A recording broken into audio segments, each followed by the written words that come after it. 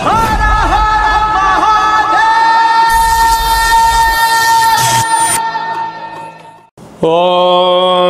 నమః శివాయ. ఓం నమో నారాయణాయ. కర్మ నివారణ నరదృష్టి నివారణ కాళభైరవాయ నమో నమః.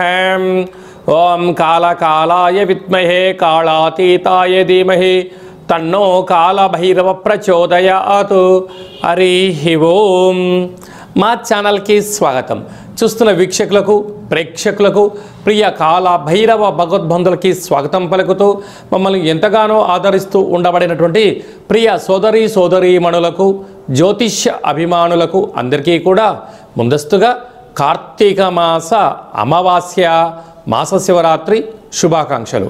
అలాగనే కాళభైరవ జయంతి ఆశీస్సుల చేత అందరికీ నిండు నూరేళ్ల ఆయురారోగ్యాలను ప్రసాదించాలని, ఎవరికి ఎలాంటి ఆర్థిక, విద్య, ఉద్యోగ, వివాహ, వ్యాపార సంబంధిత దోషాలను తొలగించి నిత్య ఐశ్వర్యాన్ని, ఆనందాన్ని ప్రసాదించాలని మనసారా కోరుకుందాం.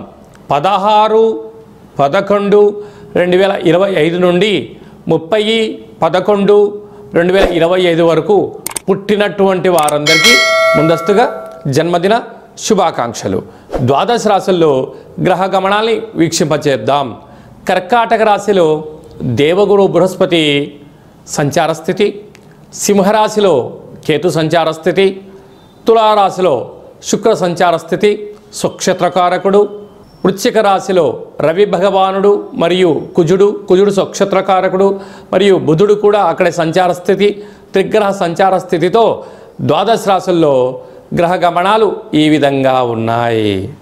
ధనుసు రాశి వారికి ఒకవైపు అర్ధాష్టమ శని, ఏడాది తర్వాత వ్యయంలో త్రిగ్రహ సంచార స్థితి, అష్టమంలో గురు సంచార స్థితి ఉన్నప్పుడు ఆవేశాన్ని తగ్గించుకొని ఆలోచన పెంచుకొని అష్ట కష్టాలకు స్వస్తి పలికి అష్టైశ్వర్యానికి స్వాగతం ఎలా పలకాలో ఈ వీడియోలో సవివరంగా సంపూర్ణంగా తెలుసుకుందాం. ధనుసు రాశిలో ఏ నక్షత్రాలు వస్తాయనగా మూలా నక్షత్రంలోని 4 పాదాలు, పూర్వాషాఢ నక్షత్రంలోని 4 పాదాలు, ఉత్తరాషాఢ నక్షత్రంలోని 1 పాదం కలిపితే ధనుసు రాశి. రాశాధిపతి దేవగురు బృహస్పతి, తృతీయంలో రాహు సంచార స్థితి, అర్ధాష్టమ శని సంచార స్థితి ఉన్నప్పుడు వీలైనంత వరకు, అదే కాకుండా 12 సంవత్సరాల తర్వాత దేవగురు బృహస్పతి అష్టమంలో సంచారం చేస్తున్నాడు. ఇలాంటి కాల సమయంలో ఓపిక, పట్టుదల, సహనము, సమయస్ఫూర్తిగా ఉండగలిగితే జీవన విధానము రాబోయే కాలము బంగారు భవిష్యత్ రోజులుగా ఉంటాయి. ఫోన్ ఉంది కదా నేను మాట్లాడతాను, వీడియో వచ్చింది కదా నేను ఇష్టం వచ్చినట్లు షేర్ చేస్తాను, అలాగనే అనుకున్నట్లయితే బ్యాంకు లావాదేవీలలో ఓటీపీలు వేరే వాళ్ళకు తస్కరించబడితే సర్వము గోవిందాయ అనే పరిస్థితి ఎలా ఉంటుందో ఈ పరిస్థితి కూడా జీవితంలో అగమ్యగోచరమయ్యే పరిస్థితి కనపడుతుంటుంది. తస్మాత్ జాగ్రత్త. భాగ్యస్థానంలో కేతు సంచార స్థితి ఉండడం వలన ఇది మీకు యోగదాయకం. కాకపోతే ఏదైనా పనిచేసేటప్పుడు ఆవేశంగా చేసేదానికన్నా ఆలోచన చేయగలడం మీ గొప్పతనం. కనుక అన్ని విషయాలలో కూడా ఆలోచింప చేయగలిగితే చాలా యోగదాయకం అని చెప్పి గమనించగలగాలి. ఏకాదశంలో శుక్ర సంచార స్థితి, వస్త్రాలు, ఆభరణాలు, క్రయ విక్రయాలు యోగదాయకాలు. వ్యయంలో ఆత్మకారకుడు రవి, రుణరోగ శత్రుకారకుడు కుజుడు, బుద్ధికారకుడు బుధుడు సంచారం చేయడం వలన అనేక రకాలైన ఆరోగ్య సమస్యలు, అనారోగ్యమైన ఇబ్బందులు, అనేక రకాలమైనటువంటి వస్తువులు పోగొట్టుకోవడము, ఇంటిలో, వ్యవస్థలో, సంస్థలలో లేనిపోని నిందలకు గురి చేసే పరిస్థితి అధికంగా ఉంటుంది. కనుక ఇలాంటి కాల సమయంలో సమయస్ఫూర్తి, సత్ప్రవర్తన చాలా అవసరం. ఇలాంటి కాల సమయంలో శనగపప్పుతో కూడుకున్నటువంటి పిండితో దీపాన్ని ఏర్పాటు చేసుకోవడం, కుదరలేదు కూష్మాండ దీపాన్ని ఏర్పాటు చేసుకోవడము, సంపూర్ణమైన బొబ్బరను, విశేషమైనటువంటి భక్షాలను భగవంతుడికి నైవేద్యంగా ఏర్పాటు చేసి ఆ శనగపప్పుతో కూడుకున్నటువంటి పదార్థములను లేకపోతే తెల్లటి నువ్వులతో చేసిన ఉండలను నైవేద్యంగా ఏర్పాటు చేసి ఈ యొక్క కూష్మాండ దీపాన్ని, ఈ యొక్క తెల్లటి ఉండలను భగవంతుడికి నైవేద్యంగా ఏర్పాటు చేసి బ్రాహ్మణుడికి దానం ఇవ్వడం వలన గ్రహదోషం తొలగి ఐశ్వర్యం కలుగుతుంది. సాఫ్ట్వేర్ ఉద్యోగస్తులు, హార్డ్వేర్ ఉద్యోగస్తులు, సినిమా రంగాల్లో ఉండబడిన వారు, క్రియేటివిటీ రంగాలుగా ఉండబడిన వారు, బ్యాంక్ సెక్టార్లో ఉండబడిన వారు చాలా ఆరోగ్యాన్ని కాపాడుకునే మానవప్రయత్నం చేయాలని చెప్పి జ్యోతిర్విజ్ఞానం తెలియచేస్తుంది.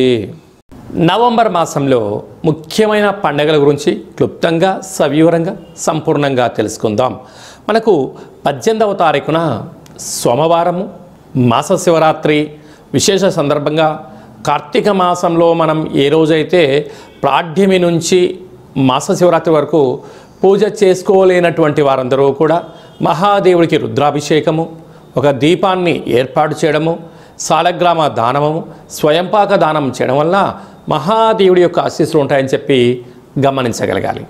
అలాగనే 20వ తారీఖున మనకు గురువారము విశాఖ నక్షత్ర సందర్భంగా పోలి అమావాస్య సందర్భంగా మనము వెన్నతో దీపాన్ని పెట్టడం వలన మహాదేవుడి యొక్క కృపకటాక్ష వీక్షణ కలిగి సంపూర్ణ నిండు నూరేల ఆయురారోగ్యాలని ప్రసాదించడం జరుగుతుంది అని చెప్పి గమనించాలి.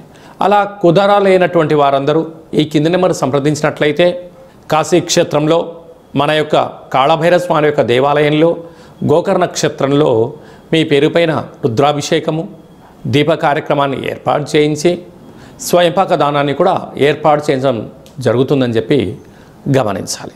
అలాగనే మనకు మార్గశీర్ష మాస శుద్ధ అష్టమి కాళభైరవ జయంతి కనుక కాళాన్ని శాసింపజేసే శక్తి కాళభైరవ స్వామివారికి ఉంటుంది. కనుక స్వామివారి యొక్క ఆశీస్సుల వలన స్మరణ, ధ్యానము, స్వామివారిని చేయడం వలన, దర్శించడం వలన సకలమైనటువంటి వాస్తు దోషము, నరదృష్టి, తంత్రదృష్టి, తాంత్రిక దృష్టి సకల దోషాలు తొలగిపోయి ఐశ్వర్యాన్ని భగవంతుడు ప్రసాదిస్తాడు అని చెప్పి కూడా గమనించగలగాలి. విశేషమైనటువంటి ఈ యొక్క కార్తీక మాసంలో మార్గశీర్ష మాస శుద్ధ శుక్లపక్షంలో అందరికీ ఐశ్వర్యం ప్రసాదించాలని మనం కూడా ఒకసారి మనసారా కోరుకుందాం. అలాగే మీ వ్యక్తిగత జాతకం తెలుసుకోవాలనుకుంటున్నారా?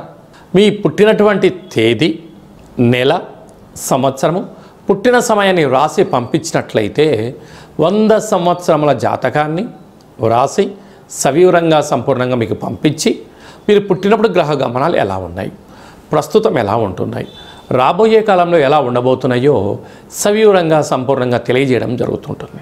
చాలామందికి పుట్టినటువంటి కాల సమయంలో డేటా ఆఫ్ బర్త్లో లేనటువంటి కారణం వలన మీ పేరు యొక్క మొదటి అక్షరాన్ని అనుసరిస్తూ రాశిని తెలియచేస్తూ గ్రహ గమనాల్ని చెప్తూ అలాగనే రమణ శాస్త్రం ద్వారా అనగా గవ్వల ద్వారా కాళభైరవ ఉపాసన చేత భూత భవిష్యత్ వర్తమానాన్ని తెలియజేయడం జరుగుతుంది.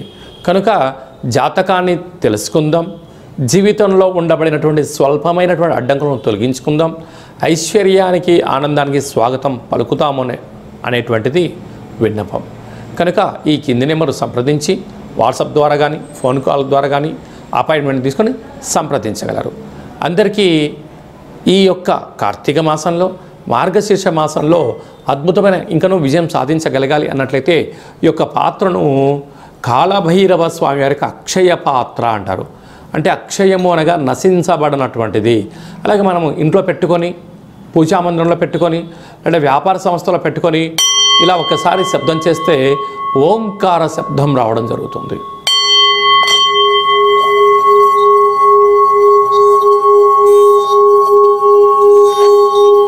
ఓం కాళభైరవాయ నమః, ఓం కాళభైరవాయ నమః, ఓం కాళభైరవాయ నమః అనే మంత్రాన్ని ఉచ్చరింపచేస్తూ 12 సార్లు అలా తిప్పడం వలన సంపూర్ణమైనటువంటి గృహంలో ఉండబడినటువంటి జాతకంలో ఉండబడిన దోషము, వాస్తు దృష్టి, సకల దోషాలు తొలగి ఐశ్వర్యం కలుగుతుందని చెప్పి గమనించగలగాలి. అందరికీ శుభం, జయం, ఐశ్వర్యం, ఆనందాన్ని ప్రసాదించాలని మనం కూడా మనసారా మహాదేవుని కోరుకుందాం.